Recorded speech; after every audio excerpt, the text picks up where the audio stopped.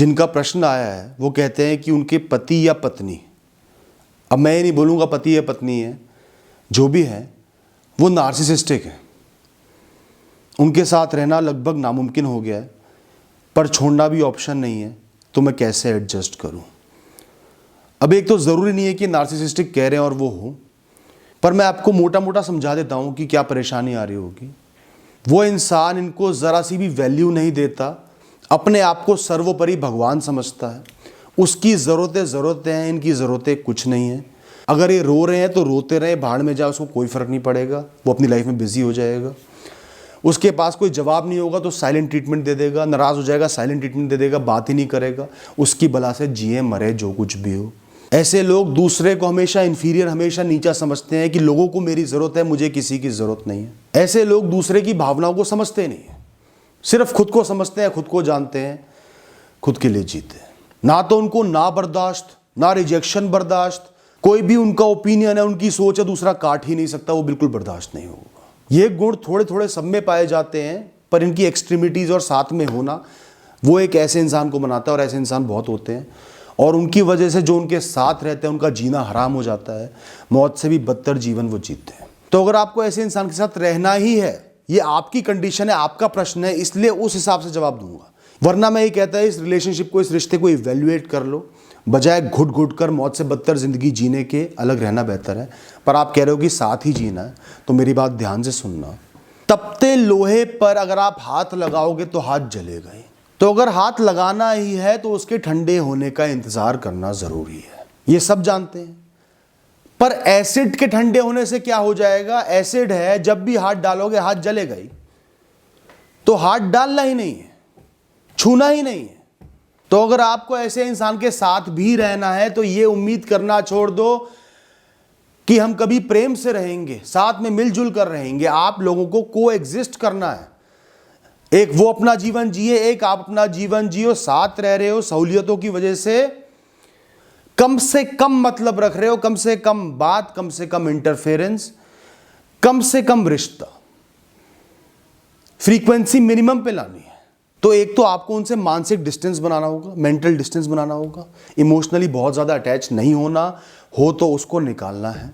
और दूसरा, खुद को शील्डेड रखना होगा, अपना डिफेंस मैकेनिज्म स्ट्रांग रखना होगा, अपनी बाउंड्री क्लियर करनी होगी। जैसे कि एग्जांपल देता हूं, किसी इंसान को सपोज गुस्सा बहुत आता है, तो समझदारी इसी में है कि जब उसका गुस्सा शांत हो जाए तब उससे बात करो, इतने चुप रहो, यही मैच्योरिटी है। पर जो नार्सिसिस्टिक इंसान होगा ना, उनसे आपको डायरेक्टली डील ही नहीं करना, उनसे डील ना करना ही बेस्ट ऑप्शन है। उनसे आप अच्छाई की उम्मीद लगा ही नहीं सकते, खुद को समझने की उम्मीद लगा ही नहीं सकते, चाहे उनका गुस्सा ठंडा भी हो जाए, जो मर्जी हो जाए, वो नहीं समझेंगे। इस बात को समझ लो कि वो आपको नहीं समझेंगे। अगर आप उनके लिए रो रहे हो तो ये रिश्ता आपके लिए नहीं है। उनके गुस्से पर रो रहे हो, उनके शब्दों पर रो रहे हो, वो आपका ध्यान नहीं रख रहे, आप रोए जा रहे हो, तो ये रिश्ता आपके लिए नहीं है, आप उसको नहीं संभाल सकते। आपको उस बात से एडजस्ट करना पड़ेगा कि इसको कोई फर्क नहीं पड़ेगा। अपने आप को उनके सामने आपको साबित कभी भी नहीं करना है कि मैं इंपॉर्टेंट हूं, मेरी भी आपके जीवन में स्थान है, जगह है, जरूरत है, क्योंकि वो इस बात को कभी नहीं मानेंगे। Never prove your worth to such a person, करना ही नहीं प्रूव। मैं जो हूं सो हूं, अपने आप में एहसास करो। आपको पता होना चाहिए कि मैं क्या हूं, क्या कर रहा हूं, कैसे जी रहा हूं, क्या सही कर रहा हूं, बस। उसको एहसास नहीं होगा। उनके लिए जो भी कर रहे हो अपना खुद का फर्ज समझकर नेकी करो, कुएं में डालो, और उम्मीद कोई मत रखो कि उसके पलटे में कुछ होगा। तो चाहे कुछ मत करो, पर कर रहे हो तो नेकी की तरह करो। आप सोच रहे हो कि मैं बहुत गुस्सा दिखाऊंगा, रूठ कर बैठ जाऊंगा या बैठ जाऊंगी, हफ्तों तक बात नहीं करूंगा, तो वो मेरी वैल्यू समझेगा, तो वो मुझे समझेगा। कई बार क्या होता है, हम थोड़ा सा चीखते हैं अटेंशन के लिए, लेकिन दूसरा अटेंशन नहीं देखता, फिर हम और जोर से चीखते हैं, फिर और जोर से रोने लगते हैं, ये कभी तो अटेंशन देगा। ये काम आपको नहीं करना, अपना ही दिमाग खराब करोगे। उनको आपके टेप रिकॉर्डर की वॉल्यूम से, फ्रीक्वेंसी से कोई फर्क नहीं पड़ता। इस बात को जान लो, मन में मान लो। तो उनको रिएक्शन इसलिए नहीं देना ताकि वो एक्सेप्ट कर लें और आपके तरीके का जवाब दे दें। उनसे एंगेज ही नहीं करना, कम से कम एंगेज करना है। अपनी लाइफ में मस्त होकर जीना है, अपनी आइडेंटिटी बनानी है, उनसे अलग अपनी दिनचर्या, अपना जीवन बनाना है, पर वो साथ में है। और उनकी हरकतें उनसे रिपीट मत करो कि वो साइलेंट ट्रीटमेंट दे रहे हैं, आप भी दो। वो खुद को भगवान दिखा रहे हैं, आप भी दिखाओ। क्योंकि उनका नेचर ही ऐसा है, वो तो ऐसा करते ही चले जाएंगे। आप टेम्परेरी कर रहे हो, आपकी असलियत ऐसी नहीं है, कब तक एक्ट करोगे और उस एक्टिंग का कोई फल भी नहीं मिलेगा। तो जो हो वो रहो, वो हमेशा अपने लिए भगवान रहेंगे और आप एक पैरासाइट रहोगे या एक पालतू रहोगे जो उनके सारे जी रहा है, जिसका वो कर रहे हैं। तो अगर आपको उनकी सोच से फर्क पड़ेगा, आप उनके साथ नहीं निभा पाओगे। आपको उनकी सोच से फर्क नहीं पड़ना चाहिए, आपको एहसास करना चाहिए इसकी मानसिक विकृति है, ऐसा कुछ भी नहीं है, सब कुछ ईश्वर के सहारे चल रहा है, इसके सहारे क्या चल रहा है। तो आपको कभी भी ऐसे इंसान पर रिलाय नहीं करना अपनी इमोशनल नीड्स के लिए, बातचीत के लिए, मन की भावनाओं को निकालने के लिए, अपनी सहूलियतों के लिए उनके साथ रह रहे हो तो रहते रहो। और ना उनके शब्दों को, उनकी हरकतों को कोई गहरा मतलब देना है, ना उनके बारे में ओवर थिंक करना है।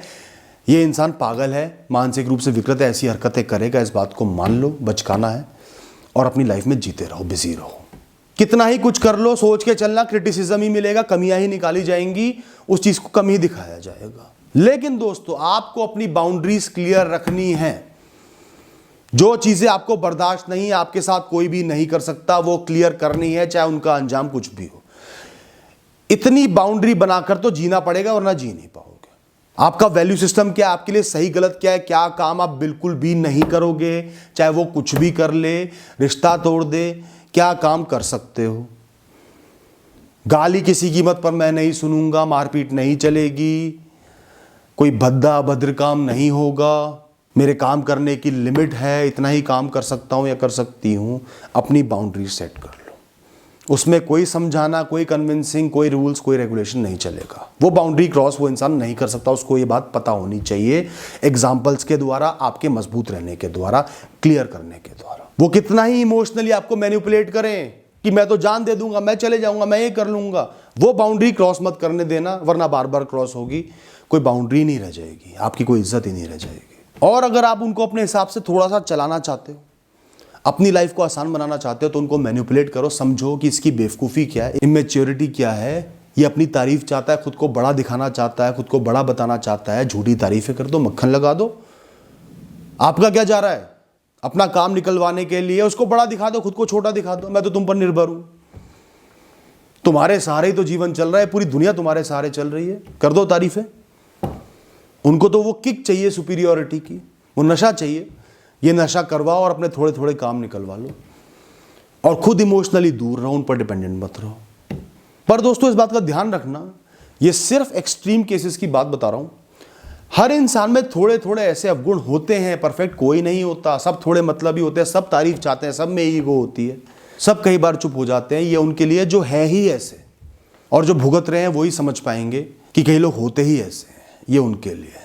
तो अपनी लाइफ में मस्त रहो, खुद में व्यस्त रहो, अपनी खुशियों का कारण खुद बनो, उनके साथ सिर्फ कोएग्जिस्ट करना है, कम से कम मतलब रखना है, कम से कम एंगेज करना है, उनकी बातों को दिल पर नहीं लगाना, उनसे कुछ एक्सपेक्टेशन नहीं रखनी कि वो मान जाएंगे, मना लेंगे, कुछ भी अच्छा कर लेंगे, और उनको मैनिपुलेट करने के लिए उनकी तारीफ कर दो कभी ज़रूरत लग रही है तो। Thank you and all the best.